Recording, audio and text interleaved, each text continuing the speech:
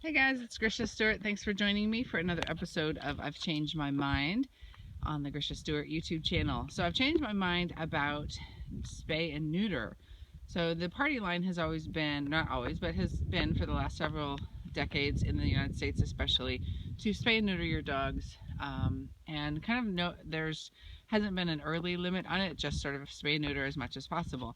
So if you look at the current research, it basically indicates that health-wise and behavior-wise, it's actually better to wait. So early spay and neuter has a whole host of problems, from potential onset of Alzheimer's when they're older, to joint issues, to behavioral issues. There are some pros and cons that make it so that you would want to consider it for your own individual dog. So I recommend that you read up on the research. But basically, Bean, for example, I chose to wait until he was about 1.5 years before even considering spay neuter, and I don't think I actually will neuter him. We'll see.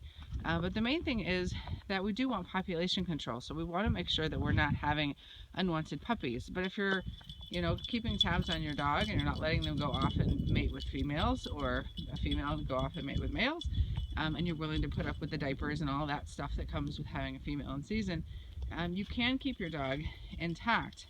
So you're not a bad person if you do that. And in fact, if you look at Europe, most of the dogs there are intact. And that's something to consider, because we in the United States have a huge shelter problem. And in countries where they don't have a huge problem of a lot of unwanted dogs, most of the dogs are intact. So I think it's time that we reconsider our solution, and I'm not the only one saying that. So there's just some good papers. There's one by Chris Zink, and actually out here in the mountains, I can't remember the other one, but there's summary papers of spay and neuter, and I'll put some links in the description. So that's it. I've changed my mind on spay and neuter. Thanks guys. Talk to you later. Bye.